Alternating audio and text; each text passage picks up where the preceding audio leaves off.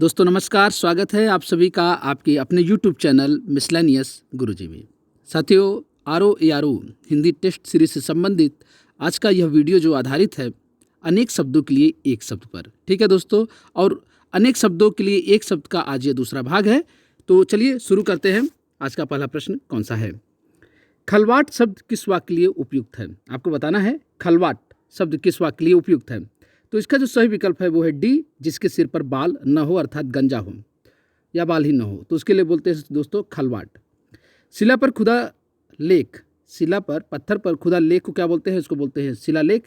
पुत्री का पुत्र, पुत्री का पुत्र को क्या बोलेंगे? उसको बोलेंगे दौहित्र, दौहित्र। ठीक है दोस्तों, आपको बताना है, आपके लिए एक प्रश्न है, वह स्त्री जिसका पति दूसरा विवाह कर ले उसको क्या बोलेंगे? कमेंट में करके आपको बताना है। चलिए दूसरा प्रश्न देखेंगे। जो भय से घबराया हुआ हो के लिए एक शब्द क्या है? जो भय से घबराया हुआ है, तो इसका जो सही विकल्प है दोस्तों वो है ए, कातर। इसको बोलेंगे कातर। कूप मंडूक किसको बोलेंगे?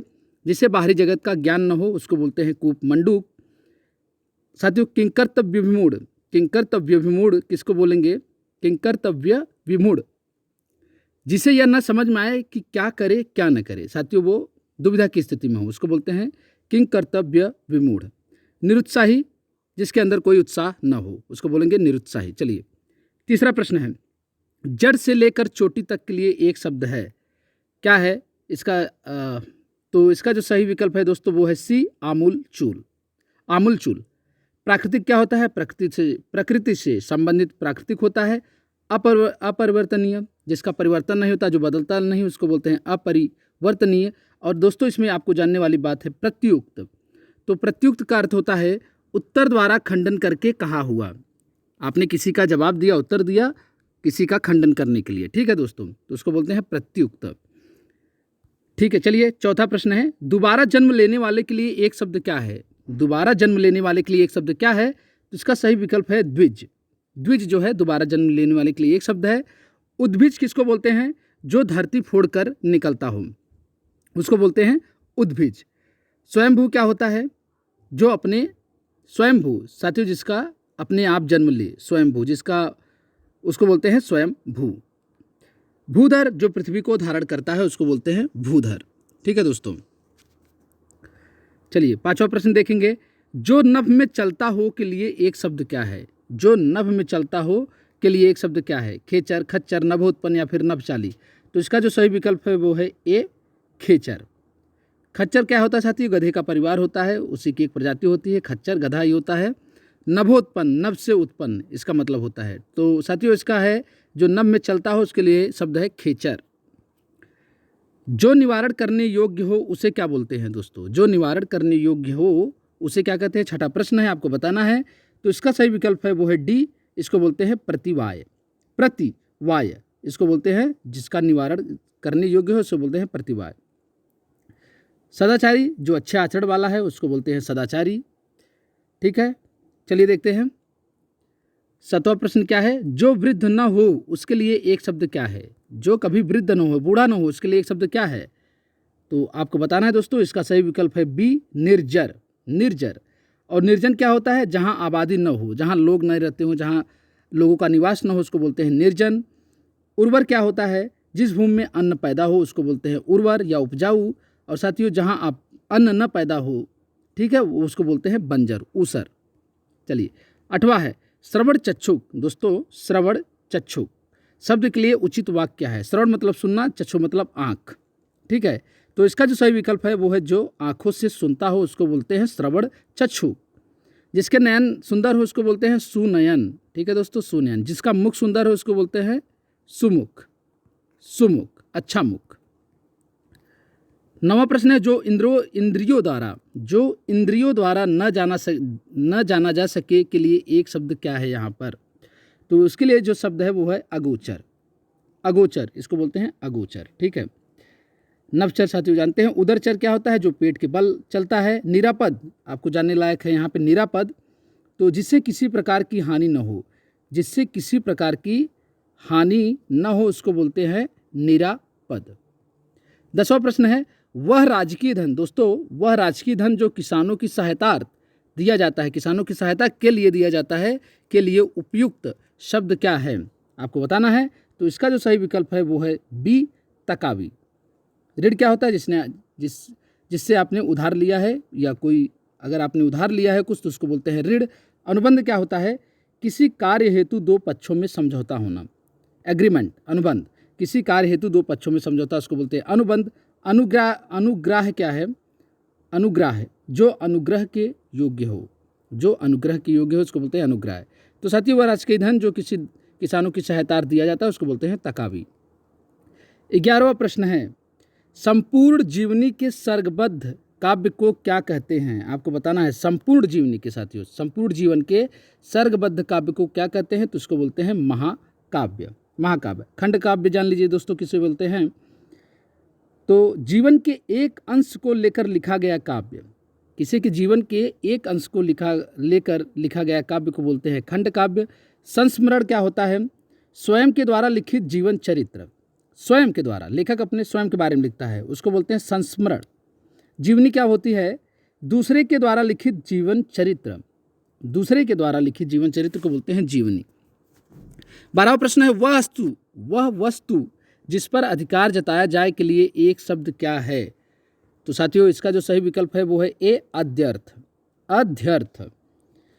अनर्ध्य क्या होता है दोस्तों? अनर्ध्य, जिसकी कीमत कम हो, जिसकी कीमत कम हो उसको बोलते हैं अनर्ध्य। अनायत का क्या अर्थ होता है? जो वश में न हुआ हो उसको बोलते हैं अनायत, जो वश में न हुआ हो उसको बोलते हैं अनायत। अपस्तुति क्या होती है दोस्तों? ऐसी प्रशंसा जिससे निंदा का भाव निकले, आप प्रशंसा भी कर रहे हैं और निंदा का भाव भी निकल रहा है उससे, तो उसको बोलते हैं अपस्तुति। चलिए, 13वां प्रश्न है, पश्चिम दिशा जहाँ सूर्य अस्त होता है को क्या कहते हैं? तो इसका जो सही विकल्प है वो है बी, अथमना। इसको बोलते हैं अथमना। अथव क्या होता है? वह जैनों का सूर्यास्त से पहले होने वाला भोजन। साथियों, अथव मतलब जैनों का सूर्यास्त से पहले होने वाला भोजन अथव कहा जाता है। अधर्मण क्या होता है? वह जिसने किसी से ऋण लिया हो उसको बोलते हैं अधर्मण। वह व्यक्ति जिसने किसी से ऋण लिया हो उसको बोलते हैं अधर्मण। अणिमा, अणिमा क्या होता है? अत्यंत सूक्ष्म या छोटा होने की शक्ति प्राप्त होना, किसी को अपना शरीर छोटा कर लेना या अत्यंत सूक्ष्म हो जाना, ऐसी शक्ति प्राप्त हो उसको बोलते हैं अणिमा। चलिए, 14वां प्रश्न है, निष्फल न होने वाला के लिए एक शब्द क्या है?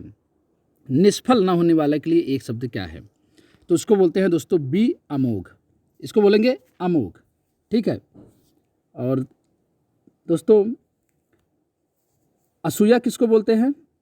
किसी के गुण को भी अवगुण समझना उसको बोलते हैं असूया, ठीक है। किसी के गुण को भी अवगुण समझना उसको बोलते हैं असूया। अच्युत क्या होता है? जो अपने स्थान से न हिले, जिसे आप डिगा ना सके, उसको बोलते हैं अच्युत। 15वां प्रश्न है, जिसे शास्त्र का ज्ञान न हो के लिए एक शब्द क्या है? ऐसा व्यक्ति जिसे शास्त्र का ज्ञान न हो के लिए एक शब्द क्या है? उसको बोलते हैं आगम रहित। आगम रहित। आप्त काम क्या होता है? वह जिसकी कामनाएं पूर्ण हो चुकी हो। ऐसा व्यक्ति जिसकी सभी कामनाएं पूर्ण हो चुकी हो उसको बोलते हैं आप्त काम। आवेष्टन का मतलब क्या होता है? छिपाने या ढकने का कार्य करना, किसी चीज़ को छिपाना या ढकना उसको बोलते हैं आवेष्टन। आगत मतलब जो आया हुआ हो उसको बोलते हैं आगत। 16वां प्रश्न है, सुंदर जांघों वाली स्त्री या फिर सूढ़ के समान जांघों वाली स्त्री के लिए एक शब्द क्या है? इसमें आपको बताना है। तो इसका विकल्प है बी, करभोरू। करभोरू। साथियों, गजभोरू कोई मतलब नहीं है, करभोरू है इसका अर्थ।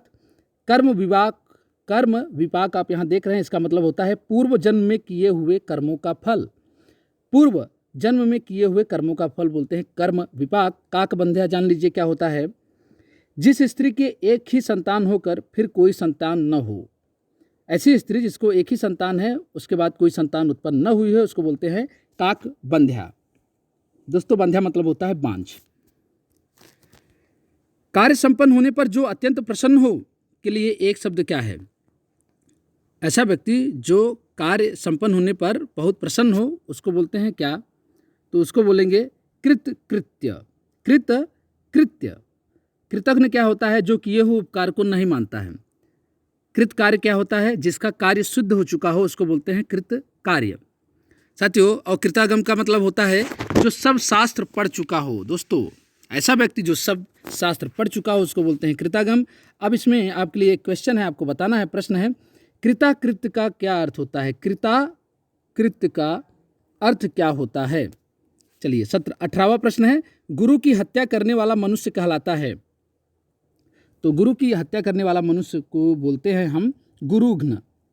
गुरुघ्न, ठीक है, गुरु की हत्या करने वाले को बोलते हैं गुरुघ्न। गुरुडम क्या होता है? गुरुडम, स्वयं गुरु बनकर दूसरों से अपनी पूजा कराना। स्वयं गुरु बनकर दूसरों से अपनी पूजा कराना बोलते हैं गुरुडम।